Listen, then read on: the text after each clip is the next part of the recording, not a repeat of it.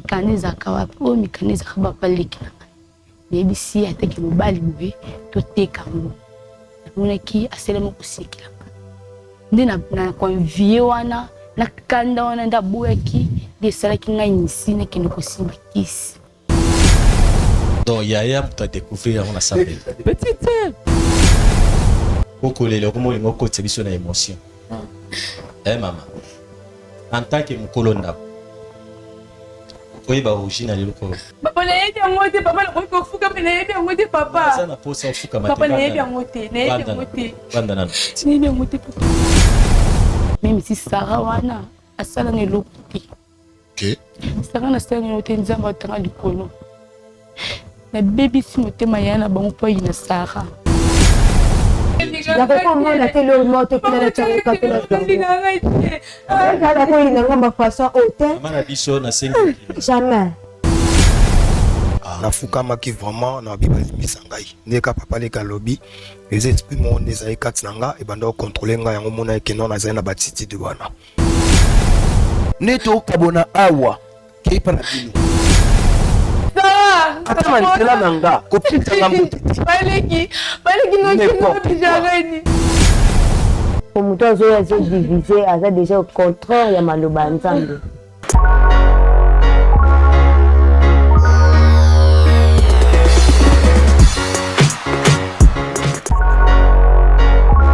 Dans les seigneurs na pambo libino na kombo na Yesu place sur Bolanda ngai ngana madame Sheila Mwanda la visionnaire de la fondation Sheila Mwanda. Bien aimé, nous sommes en train de construire pour les orphelins. La construction est en cours. Yango na eko solliciter batunyo sur amité ya malamu. Oyo baluka ka place ko sunga, o baluka place ko pesa mbongo na bango, ta la place malamu ya ko pesa mbongo na eza na orphelinat chez la Mwanda, toujours construit pour na bana na baza na place ko lala te, o le baza na ba famille, o le baza na balabala, o le baza na l'église, toujours tonga a cadre moko pour na bango, pour bango baza luka bana nyoso ba sepela. Bien aimé dans les Seigneurs, je regardais encore dans la Bible, Nathalie, histoire ya Tabitha. Tabitha, elle faisait les bonnes œuvres. Avant d'être là apôtre et batinique. Mais un jour, à Koufa, qui c'était vraiment fini pour elle. Mais elle a dit que ça n'a bon Ezali mal boula mo avant d'être ça pour apôtre.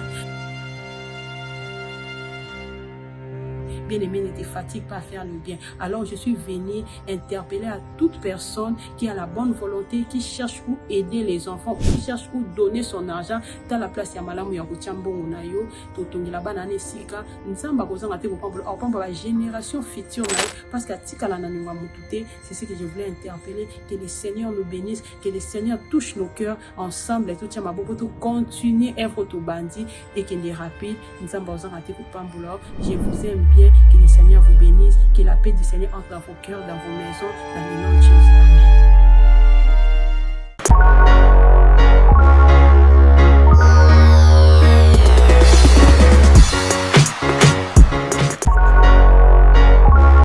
Mbote na balandi nyonso bolandaka biso na kati ya chaîne chez biso télévision émission oyo esangisaka mabote belé émission ezali bravo Jésus. Merci na bandeko nyonso balandaka biso, merci na ba assemblera pour na biso, merci na bandeko partout bozali. Je crois na pesi encore une fois ma petite sœur chérie na kombo ya Mami Mpunga ainsi que papa José ke na kati ya Canada, toute libota mumba na nzamba pambola bino belé. Je crois au senga biso likambu ya suite ya ndeko Sarah et puis ndeko apoya ki pour un problème oya lukaki moyeba teka lupangu ainsi que basondola ya Sarah Bongo et si ka côté confusion entre et ya Gérald je crois ainsi que papa le kuna bango bazala kiawa on obenga à cause akanda bi oza Janine yo na comportement ozali nango oza Janine.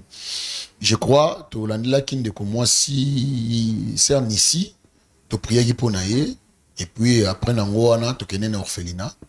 Tout ça, mais là, une fois, il est là, Nzambe à Kangolé, gloire raison et pas Yesu Massia.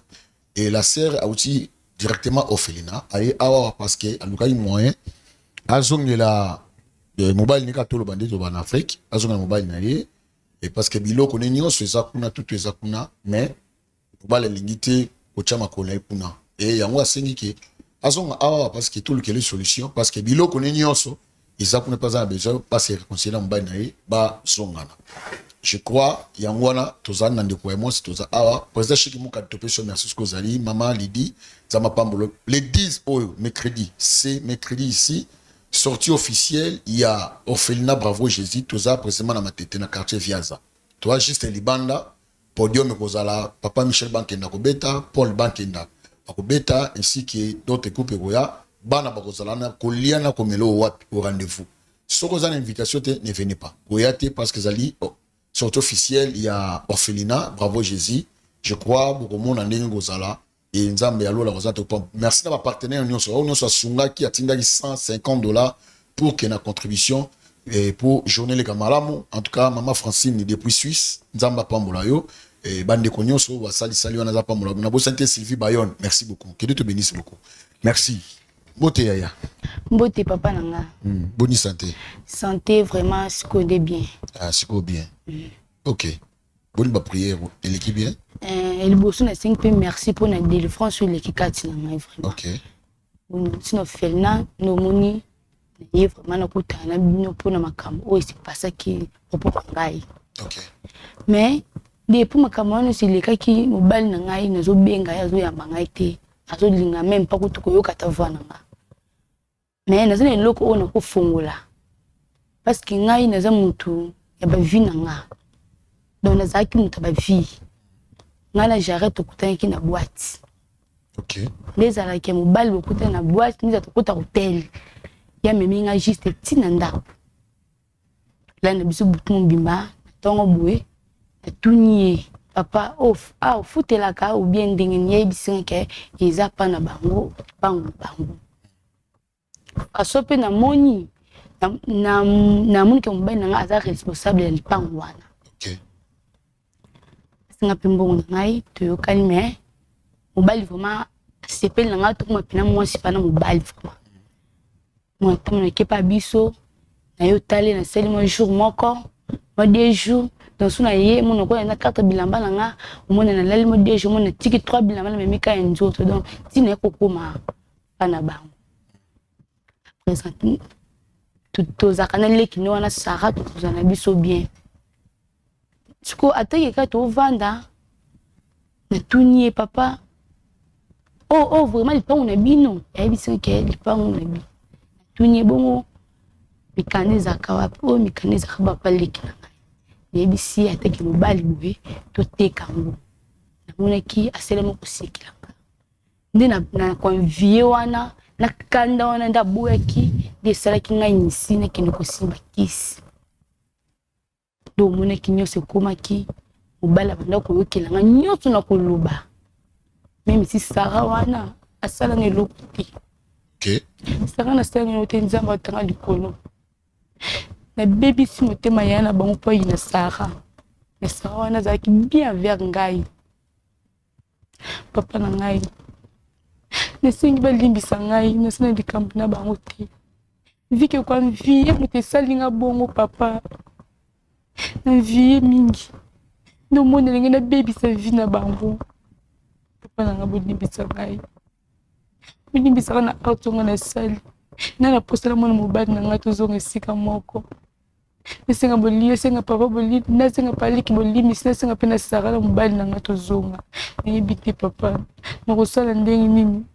Na yepa na yo papa. OK. Je crois merci maman ici. Et pas la bino yemba no ayebaki ayeba bona bino te. Ngani na nzambe na mona ndako te. Ah. Nzanga fazer papa. Ngai do na mutu ba vie nga kutu makama ndala kutu tali na ngai te nga na ki mutu ba vie na ngai papa na ki mutu na bimi na ngabutu mo bimba na moyibo na ke na ka pesa mo beka la lali 15 16 18 na bonga mi na ke na ngali suka bon donc vie na ngazaki ya mwana mutu nga komisa nga pena mwana ndako zaki Jared mais kwa vie na ngai kwa vie na linga ki pena lipango wana to teka ngo pona zombongo na kima papa mitena makambo salami. Elo ni ne poussa ki yo bana kolola no balibanda. Papa la maman bazate? Papa na ngai akufa. Oh maman. Maman na ngai azala. Maman na ngai zali na ye na vie. Mais mobali na ye atikala même pas kolinga ngai. Ah OK. Mobali na baki ko forcer ngai ngana bima na ye. Na baki ko boya na ngai. Kelo esa yo mano libanda. Tomona mi libanda na kote na bana libanda nde na komaki onga na zalaki. So bilamba na yo tango bisinga ke no ayeba ke pas so bilamba no chango po bon e pas Jared. Bilamba na ngai nazalaki na place mo na zalaki so na so bilamba nazalaki place mo na bakobomba. OK. D'accord, on est arrivé na yo. Qui vit na ngai. Maman tkala pe atteindre juste ko lukwa iba place. Jamais parce que alinga ki mi mobile na ebité ce qui mobile pe kaka asala ki maman ndenga na sali Jared na ebité papa. Parce que maman ba ko satinga les susté abako c'est moi kana na mbali na bano babotaki ngai sundola ki ngai donc mon ki na komi oh mais papa nga ça na posa na mona mobile na ngai papa pardon. OK. Merci beaucoup. Je crois que tu l'as dit très bien ningo lobby likambo ya vie. Ozobenga ezolekate to azoemate. Pas nazobenga gérer désolekate nazobenga ezolekate taboko lekaki ndako ki mungo na ngali ezoleka lisuste. Makambo expliquer biso ya vie na nos aki français est-ce que pas ibaki en moto ibaki en terre ko za quelque part. Jamais na tika obetelete. Tika obetelete yebite lo moti. Je crois bandiko balandi to landi notre sœur ici ninga a petit témoignage na ye. Et bilinga linga oyo monika na mwasi olingi dans la place memeli bato. Donc il est pas peut-être quelque part, c'est une monte libanda, il y a monika mutakata boîte, amoni mwasi yeyo et les autres monde makambo oyo s'est passé na vie à Jared. Mais gloire à Dieu quand même au felina sali musala pour que akomo comme lelo. To benga papa na so Jared malingité Bible lobi isa bon le mutema le roi a recevoir Jésus na vie na yi. Vina a passé c'est l'équipe. Biso toza pona okata likambote, mutaza 116 mètres quoi on a ezali Jared. Poizo benga zo yambate. Fi quelqu'un moleka ki azana besoin pekaka. To suksango a. To la publicité na biso ya Bravo Jésus orphelinat et puis na simanango. To zonga pour que to mekape ko benga les frères Jared. Et je vois to benga ba onyoso presque ba onyoso parce qu'il y a comme réconciliation. Mamno sur les cas. Merci beaucoup. To landa spot publicité.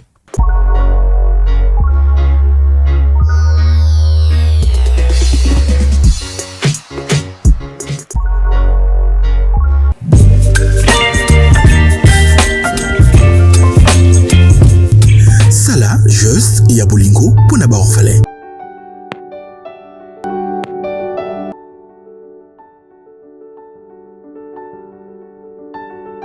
Felina, les âmes que pleurent, avec Yaba orphelin.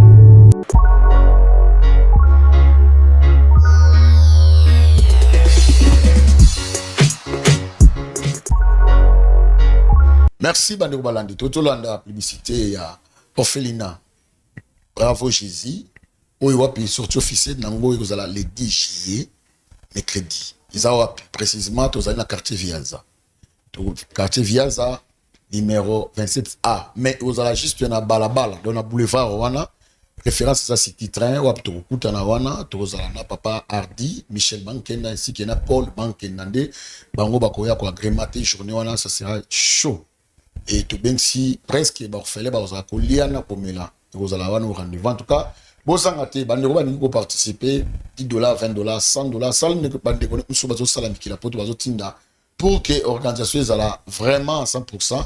Et puis, pour la réussite, il y a Mukolo Yango. En tout cas, tout bien si presque Batu Bele, beaucoup de chef de quartier, policier, vraiment, donc, tout ça, vraiment, on a besoin de bilan.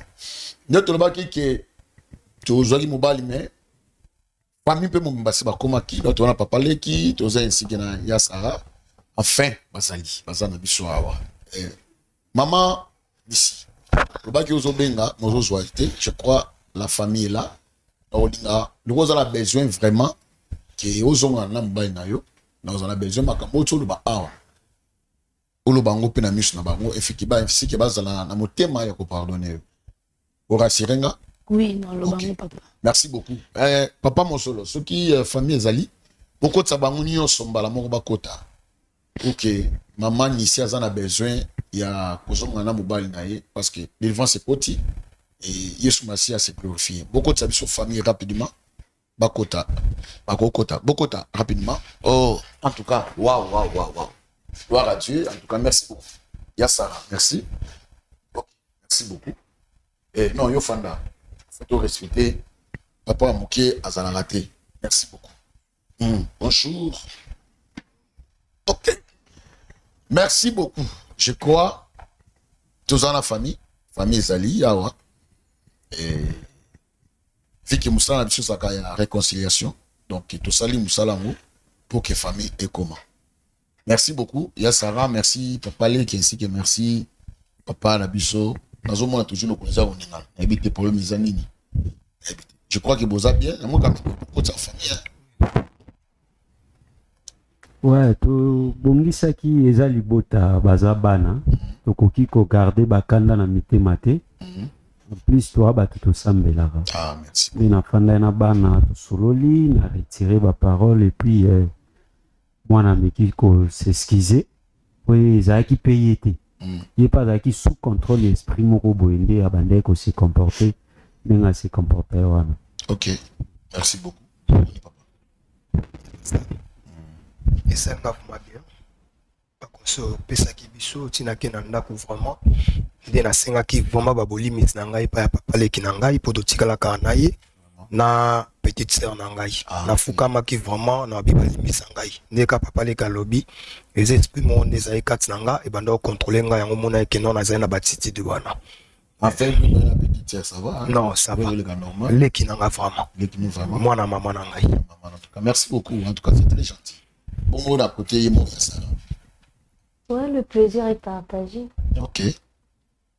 Quand on est malobi et réconciliation enfin et ça là. On est maintenant en paix.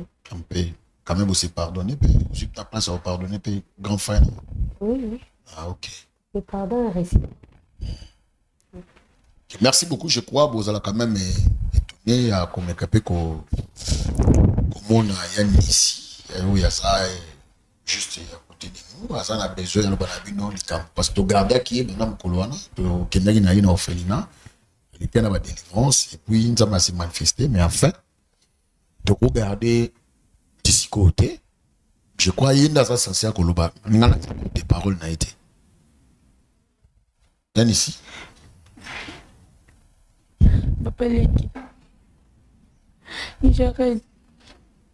Sarah, Limbisa ngai. J'arrête de l'eau dans l'eau, mais tu ne même pas quoi ebisa ou j'arrête. J'arrête linga na tikala ko za mona ndakuti. Kama na fula ngai pina mbenga mafaze. Ngano tukutana no na boîte yebi bien. Ngano tukutana na boîte. Papa Leki. Ngana gérer tukutana na boîte. Linga désolé que ukutana mbele na boîte okendo hotel j'arrête de me manga na lupambo. Le kami makinga wana Papa Leki. Tola libutu mobimba na tongo na poser question. J'arrête ozo fouter là. J'arrête de bisingai aweza lipango na bango. Le solo ne peut pas kata que moi c'est mbali mais na comprendre que mbali alingi ngai. Do moneki Papa Leki ndina banki koya. To vana na j'arrête de jour mobwe na poser question. Et puis c'est j'arrête opiner za lipango na bino j'arrête de bisingai oza lipango na biso. Na tuni so imekaniza kawapi. J'arrête de bisingai mekaniza kapana yo. Ndena ese ki j'arrête to teka lipango. Nous avons bon to voyager. J'arrête de silika ki j'arrête de boya ki. Noko ki kanda makasi. Noko pina kanda makasi. Ngani sina vie ki lipango wana. Na moi ki lokola j'arrête de héritier à famille parce que y a liboso botaka ba mbali. Nabaki j'arrête de teka lipango wana j'arrête de boyi. C'est nga passe makasi. Donc mon ekine qui n'a simba kiss. Pour ne baby ça mutema j'arrête à teka lipango wana. Mais mon équipe mutabaki côté les melanga makati za ki Sarah. Donc mon équipe côté c'est comme vutima entre bangomba baki ko kanate. Mais les autres on singa bolimbi si bolimbi sangai. Bolimbi sangai za ki ngai te za ka kwa vie de la ta ki ngai. Aleki. J'arrête. Sarah, n'habite. Bolimbi sangai. On vient de me dire salinga boy Sarah. Paleki. est-ce que bakolimisa ngai vraiment naza moto mabe naza moto malamu deba bino te nayeki mpa mpona kabola pena bino me nakoki te okolipisa ngai te j'arrête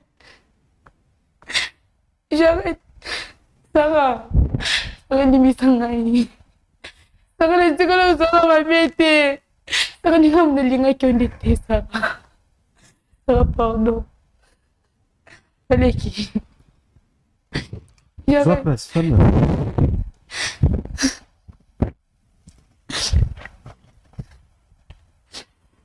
Pasteur, toza bato tambola na kati ya mokili mutu na mutu aa na famille na ye mutu na mutu mpe aza na balie na tambola na mutu aparphaza te. De ma part nalobaka bango baabana nga na papa que ce soit nga naza cadet ya papa na bango mais papa na ye abokola ye nga très bien nazalaki bien éduqué. Toutefois yaya bandeko oyebisanga mwana yo bana fini te bandisa mwana concert kali oyo nyonso ekomi yango tozoloba bana basi balingi koenvie trop te lupango bazwango ndenge nini basala ndenge nini mpo batikala boye parceke nini envie de ma part naza na problème na ye naza motu wuyi esala ye nga motema pasi ntango mwana nga azoloba liboso na bino basali nga na sine mikanda mpo nga na yaa na ye toteka lupango tokabola mpo so naki na posa ya koteka lupango wana bango balinga bayeba te ye ayaki na posa ya mbongo ya lupango wana mais eza héritage na ye te.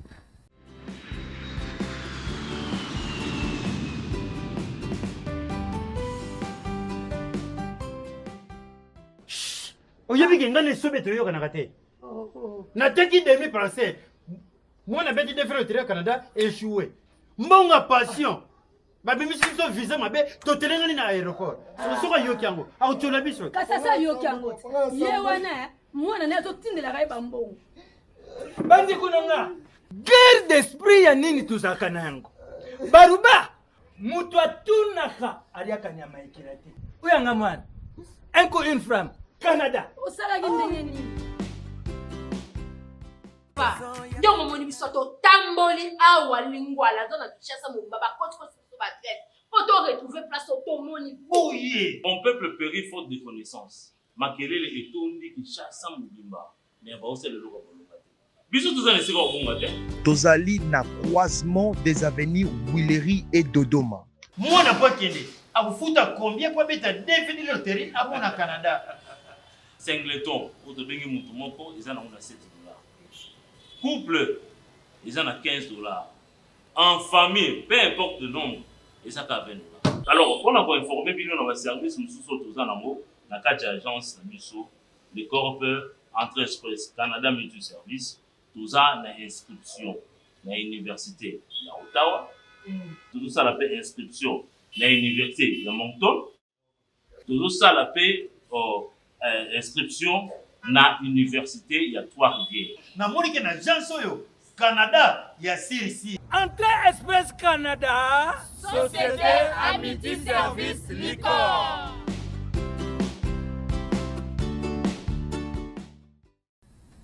Mais vu que Nzambe pe alalaka te asimbaki motema ya mwana akima papa te ta msunga pe na lingana silika toninga tozwa conclusion ya bien te d'habiter na kimela pa basali ya Nzambe. Lelo merci Jésus et sali poto vivre auto vivre te. Ici, on a un problème na otena limbisio. Mais ce qui concerne ndeti libala na bango, je ne sais pas, ils ont décision de bali. Ils ont mambuna ngati. Nga posa na ngeza ki nazongisa bana na ngabi bali na mutema. Bana na ngaba me mangali susu maboko mibali taki papa na bango. Donc pour nga ona zaina okaya. Mais pour na yo na un problème na ote. J'aurais dit. Je dit pendant. Oui. Bon, Yannis, en tout cas, je crois. Merci beaucoup. Toi, Canon, papa. Nayoki papa leki na ngai, nango nyoso alobi. mais nga na laquelle jour tokutana na ye laquelle yango mabe makasi po pasi oyo petite sœur na nga mona akokufa mpe naose souvenir le jour oyo oyebisa yango bike soki oyokaki keleki na asala ye nini akufaki place wana pa ilimisa ngai mais la fille amotema mabe makasi bolamu oyo nga nalakisaki nga akutano na boîte so oye na yo nga mpe na bike no petite sœur na ngai awa eza pa na biso mo envie yokati lupa mpona ekoma ya bino natuni yo question tala na ogifle non omoni na rampena makasipatika na motema mpasi oyo esala ngai mpona petite sœur na ngai po esi tokabwanaki mpo na mona mwasi oyo napesi ye confiance na boîte napesi yo confiance nayebi famille na bino nayebi papa ya bino to mama ya bino omoni ye papa leki na ngai omoni mpe petite sœur na ngai molingi okabola biso mama ngai na otika olimiso tosola bien famille na ngai esi na famille na ngai esi ozongi ya contact na famille na ngai yo eza ni famille na ngai na bana yo te ozali na mwana na ngai te oyo ta mosusu nakoyoka mawa pasta nakoyoka mawa ta mosusu oye na mwana na nga mais oyo nakoloba neti okabona awa keipa na bino atomoni nga na nzela na nga ata na nzela na nga kopitanga mbote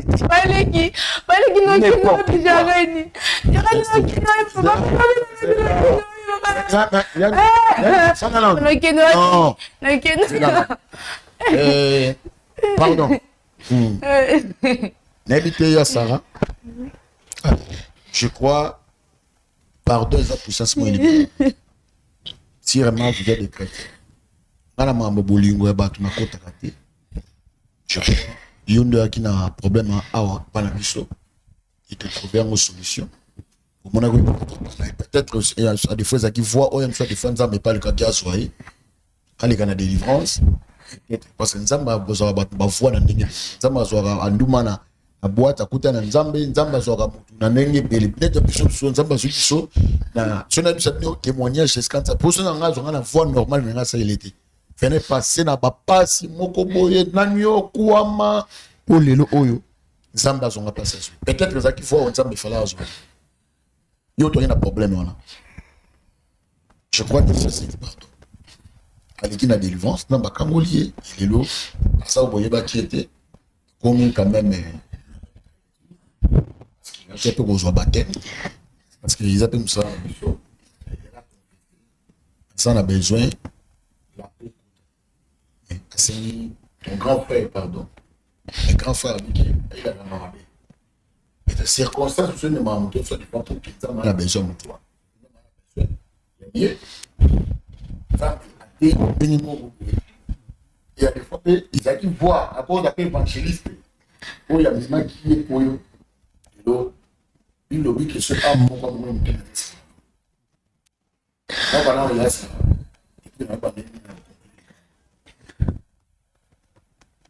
bon en fait merci pour la parole moi je crois bien qu'il y a cause d'un problème t'es la belle-sœur nanga. Est-ce que bakutanaki na grand frère ma promesse na bango je te pas là nazaki wana te oyo eshokaki nga mwa moke ezalaki comportement toza basi ndenge ye aza mwasi nga mpe naza mwasi mpasi azoyokanga mpe nazoyokango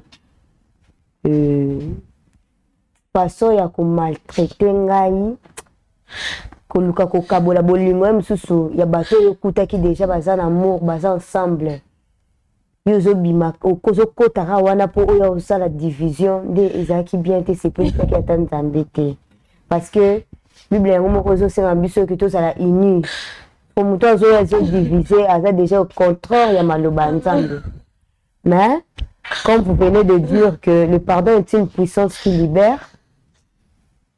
Tontine ici à sa belle-sœur nanga, bien que tozana na si morote sur la xabiso je confirme biso légitimement que aza vraiment ya biso mais déjà tant moi sans balle na l'état le barasso ça déjà 6 mois ils ont déjà libala quand même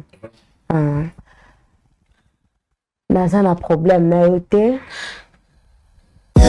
Découvrez Rencontre presque gratuit.fr, la plus grande plateforme de rencontres amoureuses sur Telegram et WhatsApp. Service disponible sur la plateforme Rencontre amoureuse, offre d'emploi, opportunités d'affaires, écoute et conseils. Nous connaissons tous quelqu'un qui est fatigué de son célibat et qui aspire à rencontrer la bonne personne. Parlez-leur de Rencontre presque gratuit.fr et invitez-les à rejoindre notre chaîne sur WhatsApp et Telegram. Retrouvez le lien d'abonnement sur notre page Facebook. Pour plus d'informations, écrivez-nous via WhatsApp au plus 43 681 84 59 59 74. Rencontre presque gratuit.fr est le produit de la marque www.presquegratuit.fr, le plus grand centre commercial européen en ligne. Nzamba alukaki asala ngo boye tokumisa na ba circonstances nyonso. Naza problème na été na limbisi ye parce que biso ndenge tokoleli éducation maman na papa batika biso nango toyebi bakangela mutu mutema te. J'ai vite compris et c'est pourquoi banda ko choquer nga comment est-ce possible ya na nga moko akoko kangela mutema te na niveau haut ako inanga jusque là. C'est pourquoi na se pulmona ki na luka et réellement bit ya ko inanaye or ezaki sous effet. Papa vansaki biso ateki biso et na kiki basala nzambo tozaki na bango na ndako toteya maki. C'est pourquoi ton dimi peut appel au sinon ceux qui te pe to ya te po na makambo tantina salaki na toza bana nzambe biso nyonso pardonner et ça réciproquement comme je venais de dire auparavant. Tantine ici en tout cas à partir il y a siko ende to vanza on a un problème na yote au salaki nyonso les résultats on se retrouve la résultat en athée. Gloire à Dieu parce que peut-être il y a des exercices le plus pire. Il y a la réaction peut-être au agisseur qui a la fois passée. La limbisio et ramener les cas qui n'a pas sani nangai en tout cas. Pardon d'ailleurs nous stupé excuse nous ils a la bienvenue pas nangai. Ça on a coquille le bas le moment. Merci beaucoup Sarah. Papa. Oui. Nazo fonctionné au thé et nazo ndimisa au pété mais nazo jouer beaucoup l'arbitre. Papa les qui a lobby à l'imbisi. Il y a Sarah lobby à l'imbisi mais lobby qui est au maudire mon colo beaucoup tana gina. Je crois bonjour déjà temps embellé na yao. Après poursuivre bien la justice. Au taper prison. Mais il y a quoi là? Il y a des choses faciles, mais il y a pas facile. Verset Mozo Matanga, ils ont bien ma casse. Ils ont 1 Jean chapitre 3, verset 8. Il lobby, les fils de l'homme, a pour détruire les œuvres sataniques. Ils ont versé mon nom à casse. Verset mon nom à casse au baka. L'amour supporte. L'amour aussi pardonne. Et là, même qui peut-être à Simba, ils ont envie. Et Misala Satan, les lots, ils ont dévoilé. Et les lots, te peux me merci. Tous ceux qui sont bravo, ils ne sont pas à Jésus.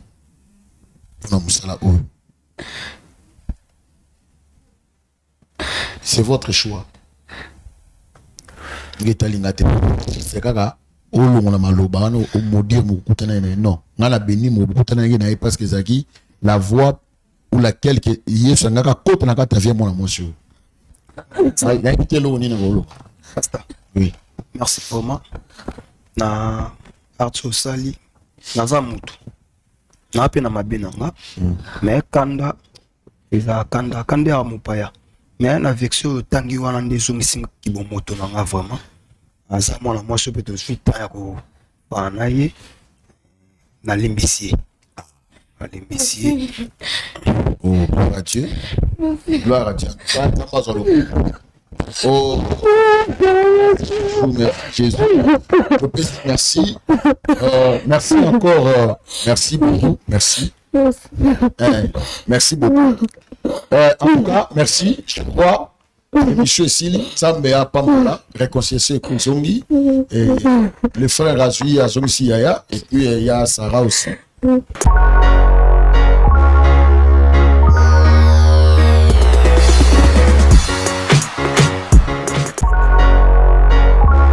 Dans les seigneurs na pamboli bino na kombo na Yesu place na Bolanda ngai naza madame Sheila Mwanda, la visionnaire de la fondation Sheila Mwanda.